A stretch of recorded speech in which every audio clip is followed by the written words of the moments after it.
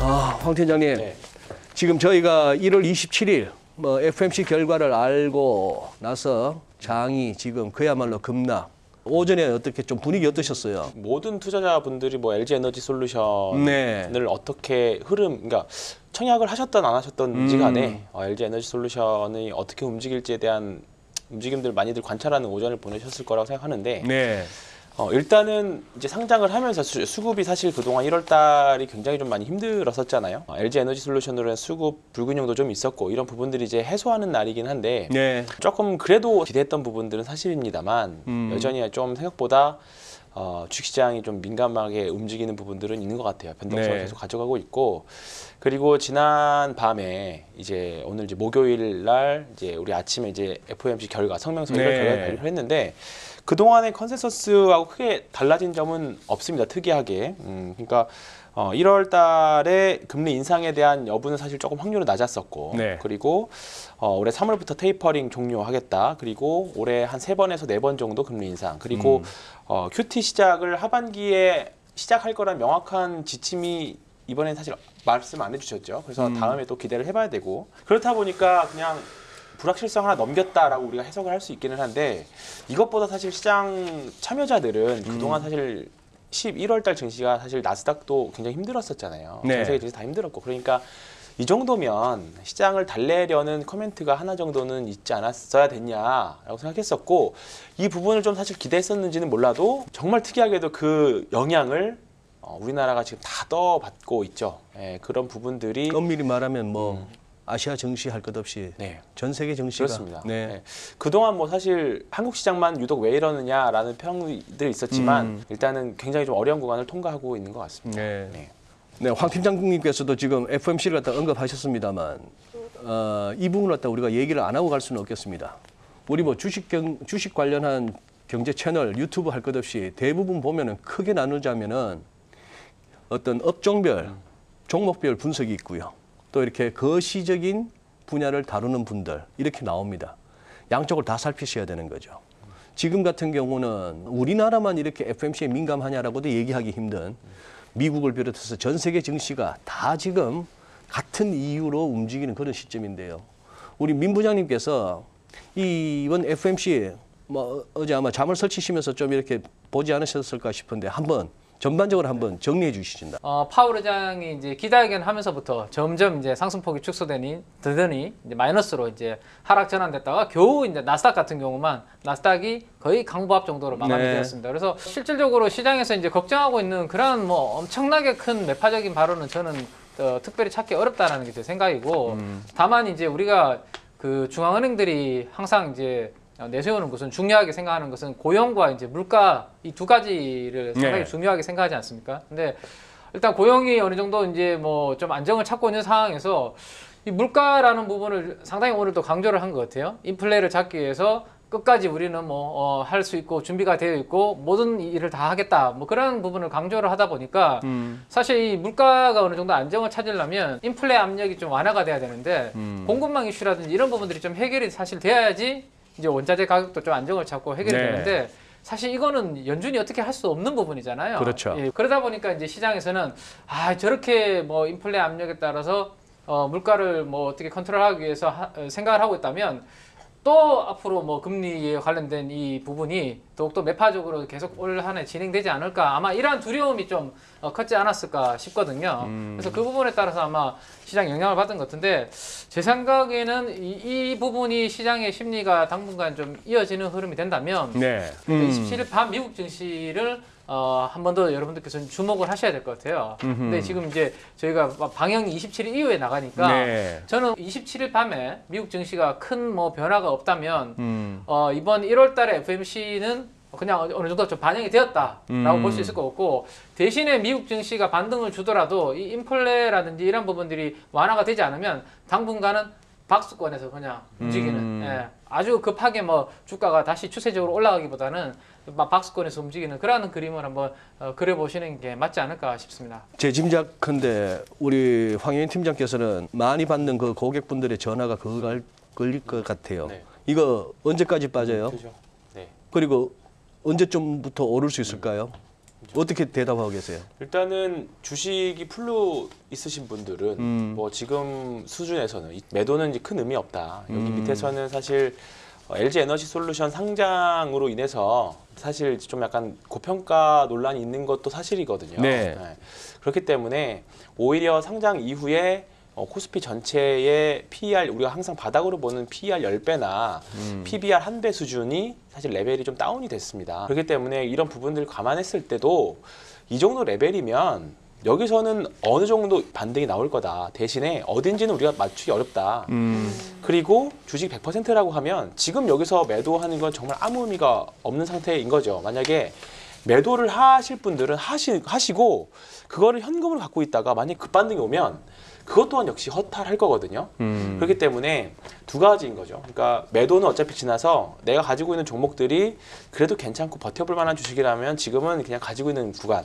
근데 만약에 종목이 엄청 많다 그러면 이 기회는 지금 보면 실적이 좋은 주식이든 안 좋은 주식이든 다 같이 밀려 있는 상태잖아요. 그렇죠. 그러면 경험상 이런 구간이 지나면 다 항상 반등장이 왔었잖아요. 그러니까 그래서 반등장을 염두에 두고 말씀드리는 겁니다. 그러면 결국 좋은 주식들이 먼저 반등하잖아요. 네. 실적이 좋거나. 기관 투자자나 외국인 투자도 마찬가지일 거예요. 지금 여기서 시장이 험악해졌다가 이제 어느 정도 심리가 개선됐을 때 내가 현금이 있다 쳤을 때 주식을 산다고 하면 그동안에 많이 밀렸던 것보다 향후 지금보다 더 좋아졌을 주식을 위주로 먼저 사게 되거든요. 네.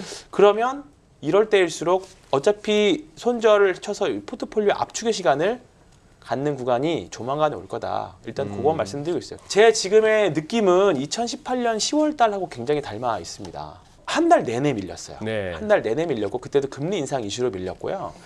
그때는 코스피가 정확히 기억이 안 나지만 한 15% 월간으로 15% 정도 하락했습니다. 근데 지금 코스피 한 이제 그 정도 거의 다가오거든요.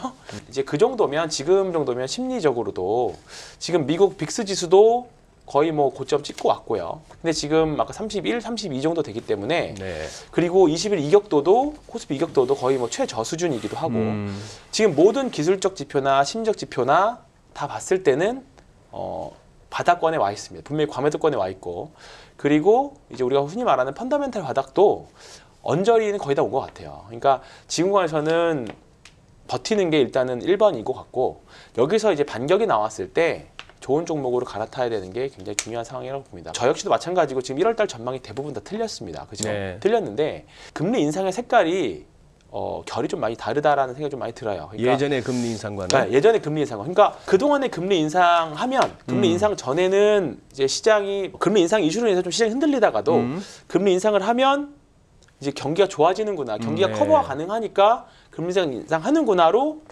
반영이 됐죠. 이게 네. 그건 최근 20년 정도의 금리 인상 방식이었어요. 근데 한 40년 정도 전에 이제 금리 인상은 지금처럼 경기의 개선보다는 물가를 잡기 위한 금리 인상 방식이었던 거죠. 그랬죠. 최근에 너무 최근 데이터로만 우리가 해석을 해서 그렇기 때문에 지금의 변동성을 해석하지 못하지 않았느냐 좀 그렇게 일단 보고 있어서 그러니까 지금의 사실 전망이나 예측이 또 틀릴 확률이 굉장히 높다라고 봅니다. 그렇기 때문에 우리가 함부로 바닥을 잡거나 고점을 논하기보다는 이 정도 수준에서는 지키는 건 이것만큼 확실한 것 같거든요. 네. 그러니까 2월 달의 전략은 일단은 조금 더 본업에 충실하시고 본업에 네, 충실하다. 내 가지고 있는 종목이 올해 그래도 괜찮을 만한 종목인지 한 번 더 확인하는 시기로 뭐 한 큰 전진을 위한 아마 1, 2보 후퇴 정도를 생각하시면 좋을 것 같습니다. 월, 화, 수 설 연휴로 또 이제 쉬고 그 사이에 또 국제금융시장은 또 요동을 칠 수가 있는데 네네. 어려운 얘기긴 합니다만 2월은 그럼 설 이후는 어떻게 보십니까? 지금처럼 한 달에 예. 거의 하루를 뭐 멀다 하고 악재가 이렇게 나온 케이스는 저는 거의 저도 거의 못 본 것 같거든요. 26일에도 2차 전지 관련된 큰 기업 하나가 또 이슈가 또 생기면서 뿐만 아니라 너무 많았죠. 사실 연초 이후에. 그렇습니다. 네, 그래서 이게 뭔가 해결돼야지 그걸 딛고 증시가 좀 올라갈 수 있는데 해결되지 않은 악재들은 자꾸 쌓이는 상황이고 구정 이후에 2월 둘째 주 정도가 이제 될 것 같은데 그나마 하나 조금 풀리는 이제 수급적인 부분이 저는 이제 LG 에너지 솔루션 관련된 부분이라고 생각이 되거든요. 네. 27일 날 LG 에너지 솔루션이 이제 상장을 했습니다. 네. 아침에 투자자별 매매 동향을 보셨는지 모르겠지만 연기금부터 시작해서 평소에는 가만히 있던 기관 투자가들이 엄청 공격적으로 코스피에서 매수 금액이 잡히더라고요. 네. 아, 이거 살려고 기다리고 있다가 아침부터 막 그거 사고 있는. 근데 이게 만약에 LG 에너지 솔루션이 여기에서 좀 주가가 좀 멈춰주면 대충 이제 편입할 수 있는 충분한 거래가 됐기 때문에 괜찮은데, 혹시라도 여기에서 만약에 LG 에너지 솔루션의 시가총액이 더 커져 버린다면 27일 날 생각만큼 좀 담아뒀는데 시총이 더 커져 버리면 또 추가적으로 추가로. 담아야 되는 그런 이슈가 있는데, 만약에 그게 아니라면 27일이 아마 그 관련해서 초대형주들 매물 나오는 거 대신에 LG 에너지 솔루션 사는 거, 이런 수급은 어느 정도 이제 큰 이슈는 이제 지나가고 있다라고 보셔도 될 것 같거든요. 네. 그래서 FTSE랑 MSCI 지수 편입만 되면 그런 수급적 이슈가 조금 이제 완화될 수 있기 때문에, 이러한 부분들로 인해서 우리가 가지고 있는 주식들을 기계적으로 이렇게 매도가 나와서 눌리는 과정은 조금 풀린다면, 구정 이후에는 그래도 우리 투자자분들이 좀 마음이 조금 더 한결 가벼워지지 않을까 생각해 그래요. 볼 수 있을 것 같습니다. 델타에 이어서 뭐뭐 하다가 그때 처음에 누 하다가 이게 결국 오미크론으로 이름이 바뀌면서 네. 새로운 변이가 출현했다. 그럼 2020년 2월, 3월처럼 이렇게 빠졌으니 그럼 또 이번에도 V자가 나올 수 있겠네라고 기대하시는 분들도 주변에서 마주쳐요. 이 시각에 대해서는 두 분 견해, 먼저 황 팀장님. 만약 이렇게 급하게 밀리면 저도 조금 이제 V자 반등의 가능성도 좀 있다고는 하는데 이런 변동성은 저는 아직도 좀 남아 있을 거라고 보는데, 지난주 목요일 날은 또 뜬금없이 또 반등이 좀 한번 나온 적이 있었거든요. 그랬죠. 근데 그런 반등은 이제 앞으로 조금 더 나올 겁니다. 근데 그런 반등에서 종목들의 또 어떻게 보면 리밸런싱도 좀 필요할 거라고 보고요. 앞으로는 어느 정도 코스피 자체가 레벨 다운이 된 거는 이제 인정하고 가야 되기 때문에, 그런 부분에서 이제 앞으로 좀 트레이딩이라던가 종목 리밸런싱에 대한 부분들은 좀 생각을 해야 될 거라고 보고요. 네. 일단은 2월 달에도 변수, 그러니까 금리 인상을 어쨌든 저는 빨리 했으면 좋겠어요, 개인적으로. 네. 빨리 하고 그러면 또 새로워진 환경에서 그에 걸맞는 주도주 또 나오거든요. 그러면 거기서 또 돈을 벌면 되니까. 또 많은 분들 궁금해하실 것 같은데, 우크라이나 사태가 네. 아직은 악재로 남아 있잖아요. 네. 어떻게 흘러갈 것 같은지, 얼마나 크게 다가올지. 근데 어떻게 저는 생각하세요? 사실 우크라이나 사태에 나와서 이것 때문에 빠지면 이걸로만 빠졌다라고 하면 정말 좋은 기회였다라고 생각합니다. 9.11 테러 때도 사실 좋은 기회가 됐었었고, 지금까지 항상 보면 우리나라 자체의 지정학적 리스크도 마찬가지고 글로벌 지정학적 리스크도 언제 항상 매수 기회였어요. 이것만큼은 매수 기회였고, 만약에 그 지정학적 리스크가 더 확산이 돼서 정말 뭐 세계 3차 대전이 와서 핵전쟁이 난다, 그러면 뭐 주식이고 뭐고 다 필요 없잖아요. 그게 아니라면 지정적 리스크는 매수 기회라고 봅니다. 과거에도 우리가 이미 알고 있는 뉴스로 인해서 시장이 그렇게 크게 뭐 위축되는 경우는 없었다라는 게 제 생각입니다. 이미 러시아가 우크라이나의 일부 지역을 들어갈 거다라는 것은 어느 정도 지금 반영이 되어 있다라는 게 제 개인적인 생각이거든요. 그래서 한번 그 러시아 관련해서 이제 지수 집중적으로 투자하는 ETF 흐름을 한번 보시면, 오른쪽 그래프를 보시면 가파르게 지금 오른쪽에 떨어지는 거 보이시죠? 최근은 더 가파르게 이제 기울기가 하향하고 있는 모습을 보여주고 있습니다. 그리고 그 다음 그림을 한번 보시면 루브라입니다. 달러 인덱스 대비해서 루브라의 가치를 보여주는 거죠. 뒤집어 놓은 거네. 네네. 우리 개인 투자분들은 헷갈리실까봐 제가 이제 반대 그림으로 그냥 루브라 가치가 이 그림은 아주 가파르게 떨어지고 있다라고 보시면 될 것 같습니다. 그래서 러시아 주식시장이 하락을 하고 러시아의 또 주요 통화인 루브라가 저렇게 급락을 하고 있다는 것은 이미 러시아와 관련된 이슈가 시장에서는 어느 정도 반영이 되고 있고, 전혀 우리가 모르던 악재는 아니다라는 게 일단 제 생각이거든요. 그렇다면 저 얘기는 러시아에 들어갔던 국제 자본이 어느 정도 이미 빠져나왔다고 봐도 되겠네요. 네, 그럴 수도 있는 거죠. 우리가 과거 케이스 한번 참고해 보시면 될 것 같아요. 2014년도 3월 달에 크림반도 이야기 많이 들으셨을 겁니다. 그랬습니다. 크림반도 합병 그 사태가 2014년 초에 있었는데, 그때 크림위기라고 빨간색으로 지금 제가 글자가 돼 있잖아요. 네. 크림위기. 그때 당시에 그 러시아와 우크라이나의 CDS 프리미엄, 즉 CDS가 이제 크레딧 디폴트 스왑이지 않습니까? 네. 한 나라의 부도 위험을 보여주는 지표라고 많이들 알고 계실 거예요, 그렇죠? 저게 위로 치솟으면 치솟을수록 부도 위험이 더 높아진다. 우리나라 네. 뭐 IMF 때나 금융위기 때 많이 치솟았겠죠. 예. 근데 오른쪽 제일 끝을 보시면 거의 2014년도 초의 수준까지 지금 이미 우크라이나, 러시아의 CDS 프리미엄은 올라와 있는 그러네요. 그런 그림을 볼 수 있습니다. 그래서 어느 정도 그때 수준을 이제 반영을 또 하고 있다라고 보시면 될 것 같아요. 자, 그 다음 흐름을 한번 보시면 S&P 500의 이제 지수를 제가 2013년도부터 2014년 말까지 제가 한번 그려봤거든요. 네. 저 핑크색으로 박스 칠해놓은 저 구간이 러시아의 크림반도 합병으로 인해서 S&P 500이 출렁였던 구간입니다. 단기적으로 출렁이긴 했죠. 하지만 결국 뭐 단기간에 V자 반등을 그리고 그 위로 더 올라오는 S&P 500의 힘을 보여줬다라는 거 참고하시면 될 것 같고, 자 그러면 이거보다 더 심각한 지정학적 리스크는 없냐? 바로 9.11 사태를 생각하시면 될 것 같습니다. 요거는 그러네요. 우리나라 코스피의 주봉이라고 보시면 될 것 같습니다. 주봉. 예, 주봉을 제가 이제 그려놓은 건데 9.11 사태라고 해놓은 저 노란색이 그 당시에 주봉, 아주 큰 주봉이 하나 만들어졌죠. 근데 그 주봉의 시가를 회복하는데 정확하게 7주 만에 거기를 다시 회복을 했습니다. 근데 9.11 사태가 가만히 생각해 보면 지금 러시아가 우크라이나 공격하는 게 더 심각한 문제일까요? 아니면 미국의 중심부가 공격받은 그 테러 사건이 더 심각한 걸까요? 예, 저는 그러면 이거는 도망갈 일은 아니다. 우리 향 팀장님이 말씀하신 것처럼 주식 투자하시는 분이라면 오히려 이번 이슈만으로 진짜 빠지는 부분이 있다면 그때는 좀 용기를 내볼 필요가 있는 그런 부분이다라는 게 제 생각입니다. 우리 뭐 한경화를 비롯한 이 주로 이 경제 주식 관련한 채널에서 너무 언급을 안 해주는데 북한이 거의 하루 걸러서 미사일을 쏴대끼고 있는데 민 부장님 그 회사 컨텐츠에서라도 좀 자주 언급해 주세요.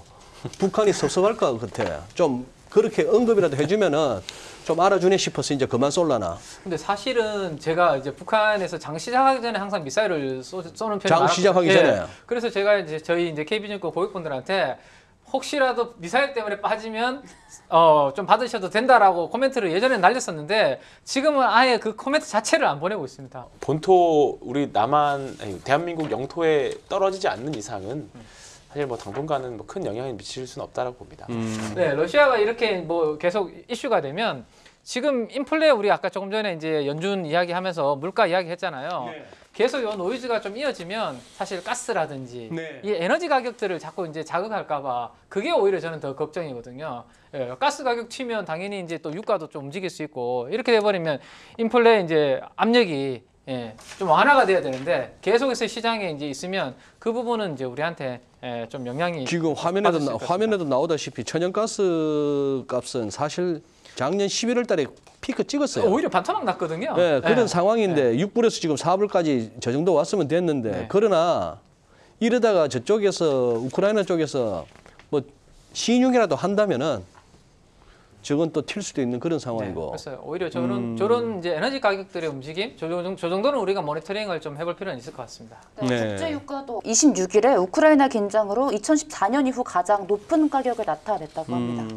그리고 27일 날 외국인들이 오전에만 뭐 1조 3천, 1조 4천 막 이렇게 저 코스피 네. 시장에서 팔아제꼈는데 좀 이례적입니다. 그리고 절반 정도는 LG 에너지 솔루션 매도로 일단은 제가 오전에 보고 나왔거든요. 외국인이? 네. 절반 정도가? 네, 네, 네. 그러면은 그거는요. 뭐 뉴스 채널을 틀면은 하루 종일인데 오늘은 코로나 확진자가 얼마입니다. 뭐 이런 소리인데 이게 지금 시장에 변수가 된다고 보세요. 일단 26일이죠. 26일 날 이제 드디어라고 표현하기 그렇지만 순식간에 우리가 일별 확진자 수가 10,000명을 돌파해 버렸죠. 그래서 전염력이 아주 강한 이제 오미크론이 우세종이 되면서 지금 확진자 수가 폭발적으로 증가하는 그러한 그림을 보여주고 있습니다. 근데 이제 방역 당국에서는 이제 전국 규모로 우리가 이제 설 명절에 이동을 하게 되면 아마 2월, 3월에 하루에 뭐 2만 명, 3만 명도 될 수 있으니 가급적이면 고향 방문을 좀 자제해 주셨으면 좋겠다라고 이렇게 지금 좀 담화문을 발표를 하고 있지 않습니까? 네. 그래서 분위기는 이제 오미크론 때문에 안 좋은 상황인데 그래도 이제 그 신규 확진자 수가 13,000명 돌파했던 날 사실 우리나라 증시는 견조했었습니다. 네. 오미크론 때문에 발표되는 시점 오전에 우리가 발표가 되잖아요. 네네. 근데 오전에 코스닥이 거의 1% 정도 강세를 유지하고 있었거든요. 주식하시는 분들한테는 네. 거의 뭐 북한 미사일 수준 아닙니까? 네, 지금은 거의 모멘텀이. 이제 그런 것 같습니다. 그리고 제가 생각하기에는 이제 1월 25일 날 저기 확진자 수가 저렇게 됐지만 우리나라보다는 미국이라든지 네. 해외 쪽에 확진자 수가 저는 더 중요하다라는 생각을 하고 있는데 국가별 이제 GDP의 이제 그 그림을 한번 보시면 사실 이게 이제 국가별로 GDP가 어디가 더 많은 비중을 차지하는지 글로벌에서 영역을 보시면 될 것 같아요. 일단 핑크색이 미국이 거의 한 25% 가깝게 전 세계의 그러네요. 4분의 1을 차지하고 있고 그다음 초록색이 유럽 쪽입니다.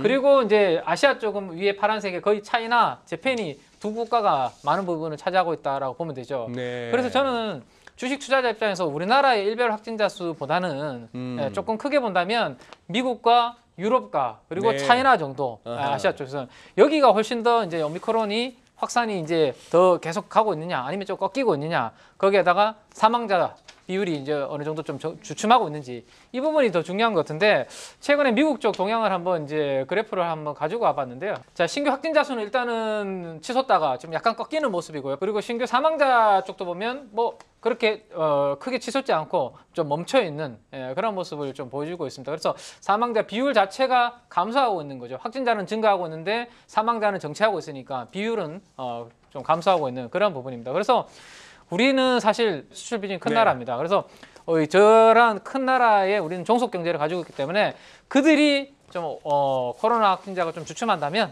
제가 봤을 때는 이 코로나 이슈 우리 국내에 늘어나는 것은 좀 제한적인 영향이다. 혹시 중국 경기 부양책은 호재로 다가올 수도 있지 않을까 이런 기대는 없을까요? 일단은 올해 우리가 연초 2022년 전략 얘기할 때 중국 변수 들면서 이제 연말에 10월 달쯤에 이제 중국 공산당 대회가 있을 거라고 예상을 하는 거고 그리고 지금 4%대 성장이면 중국 입장에서는 이제 경제 불황으로 들어가는 거 아니냐 전망들이 네. 있는 거고 예상대로라면 이쯤에서 부양책이 나올 때가 되지 않았느냐. 아하. 그걸 사실 좀 기대를 해보고 있는 건데. 최근에 뭐 부양책 비슷하게 나왔죠. 네, 그렇죠. 기준금리 인상하고 기준금리 뭐 인하에 대한 이야기들이 나왔을 인하하고. 하는데 네.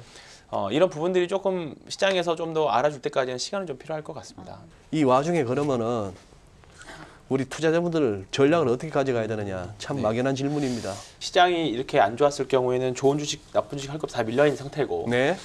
그러면 이 기회를 삼아서 이번에 하락이 지나고 나면 저도 사실 경험적으로 많이 느꼈기 때문에 이런 하락 이후에는 분명히 또 반등장이 분명히 옵니다. 제가 2018년 10월을 너무 뼈에 새기고 있는 달이라서 그런지는 몰라도 그때 당시에도 2018년 10월 달 큰 하락이 나오고 11월 달 그다음에 12월 달 흐름을 보면 그 2019년까지 또 반등이 흐름이 나왔거든요. 네. 그리고 제 고객님 계좌들도 대부분까지는 아니더라도 뭐 얼추 다 반응을 복구가 했어요. 되겠죠. 복구가 충분히 많이 됐습니다. 그렇기 때문에 대신에 종목 픽을 잘 해야 되는 구간이라고 네. 봅니다. 반등이 올 때. 그러면 지금 시장에서 과연 어떤 종목을 사야 되느냐. 크게 세 가지로 나눈다면 시장과 상관없이 지금 마켓 리스크로 밀린 거잖아요. 그러면 시장이 정상화됐을 때 정말 시장보다 더 높은 성장률을 보여주고 정말 더 높은 영업이익의 성과를 보여주는 기업들을 보여주는 게 지금 대부분 반도체 쪽이죠. 네. 대표적으로 말씀드렸던 게 뭐 원익 QNC 같은 TSMC 관련 수혜주 될 수 있고 그냥 큰 틀에서 반도체 섹터라고 보시면 됩니다. 두 번째는 내성 있는 기업들. 대표적으로 이제 가격 인상 지금 원자재들이 많이 올랐잖아요. 네. 이걸 판가로 전이한 기업들 그리고 경기 방어주 성격의 음식료 네, 업종들. 네. 최근에 보면 농심은 또 혼자의 길을 가고 뭐 있거든요. 견조했죠. 네, 견조하고. 네. 그리고 세 번째는 지금 시장 앞으로 다가올 새로운 금융 환경에 적응하는 기업들. 그러니까 쉽게 말하면 금리 인상기잖아요. 그럼 당연히 금융주들, 보험주들이 되겠죠. 그러니까 지금 모두 다 밀려 있는 상태인데 네. 금리 인상 아직 안 했잖아요. 네. 안 했습니다. 안 했고 앞으로 8번 정도는 더 해야 돼요. 네. 그럼 그걸 보면 금융주들은 지금 사도 전혀 늦지 않은 보험 포함해서 많이 있다. 그러니까 이런 쪽 섹터로 잘 편입을 잘 하셨으면 좋겠고 네. 그리고 나서 정말로 이제 이런 종목들 말씀드렸던 종목들이 뭐 한 5배, 10배 나는 종목들은 아닐 겁니다. 분명히. 근데 작년 8월 달에 게임주가 이제 정신적 아편이라는 평가를 받았다가 네. 중국에서 근데 8월, 9월 이후부터 10배씩 나온 종목도 있거든요. 맞아요. 메타버스 이슈로. 네. 그런 뭔가 시장을 정말 압도하는 스토리와 앞으로의 성장성을 보여주면서 정말 시장을 압도하는 주도주가 분명히 나올 겁니다. 근데 거기서 뭔가 비중 배팅을 할 수 있는 공부를 해야죠, 지금은. 네, 저도 고민을 많이 하고 있는데요. 지금 옥석 구분 없이 다 빠지니까 이제 우리 그 워렌 버핏이 그 이야기를 했습니다. 수영장에 물이 빠지면 누가 이제 발가벗고 이제 수영을 하고 있는지 알 수 있다 네. 말씀을 하셨는데 지금이 딱 그러한 상황이 될 것 같아요. 그래서 예전에 이제 삼성생명이라는 아주 큰 기업이 네. 시장에 들어왔을 때도 그때 이제 공모주에 들어갔던 자금들이 빠져나오고 난 다음에 어디로 이동했는지 그때 막 체킹을 하고 막 그랬던 기억이 있거든요. 맞습니다. 그때 예. 그 자금들이 들어갔던 곳이 주로 좀 매출액이 앞으로 향후에 좀 많이 올라갈 기업들, 뭐 이런 쪽으로 시장에 자금들이 해서 쏠리면서 매출액 컨센서스가 좋아지는 업종들이 한 달 네. 동안 수익률이 좋았던 그런 기업들이 제가 있는 것 같아요. 예. 그래서 최근에 이제 매출액 상향 조정폭이 큰 업종들 보니까 유통 그리고 자동차, 반도체 이들이 앞으로 12개월 후까지 해서 매출액이 좀 좋아질 거다라고 전망이 나오고 있는 대표적인 업종이다라고 보시면 될 것 같습니다. 네. 그 중에서도 방금 한 팀장님께서 말씀하셨던 반도체 여전히 저도 다운 사이클은 짧고 2분기부터는 아마 업 사이클로 좀 가지 않을까라는 생각을 가지고 있고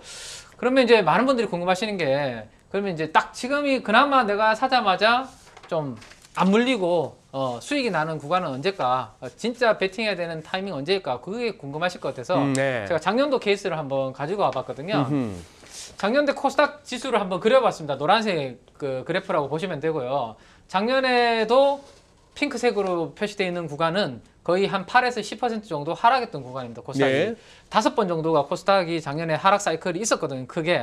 네. 그리고 난 다음에 한번 오른쪽에 코스닥 지수가 어떻게 되는지 한번 보시면 그 위로 올라간 경우도 있었고요. 적어도 거기까지 회복한 경우도 있었고 살짝 회복 못하고 죽은 경우도 네. 있습니다. 네. 근데 그 반등에서 딱 타이밍이 바닥에서 어떤 시그널이 나왔었냐면 하루에 외국인들이 지금 보시면 제가 금액을 다 적어놨습니다. 아, 저 바닥 찍은 날. 네, 바닥 찍은 날 3월 11일 2,100억을 샀고요. 5월달 2,158억, 그리고 네. 8월달 3,000억 이렇게 아하. 2,000억과 3,000억의 대규모 하루에 매수가 외국인들 딱 들어온 날부터 해서 지금 바닥을 코스닥 얘기입니다. 코스닥입니다. 코스닥. 네. 네, 많은 투자분들이 또 코스닥을 지금 우리 네, 개인 투자분들 네, 하고 네. 계시니까 근데 제가 오른쪽은 지금 물음표로 해놓은 이유가 우리가 그냥 함부로 들어가지 말고 과거를 참고해서 네. 외국인들이 강하게 배팅 나오는 날 좀 컨빅션을 가지고 자신감을 가지고 그때부터 좀 집중해도 괜찮을 것 같다. 그래서 오른쪽에서 혹시 일별로 보시다가 외국인들이 한 2, 3천원 강하게 하루 들어온다.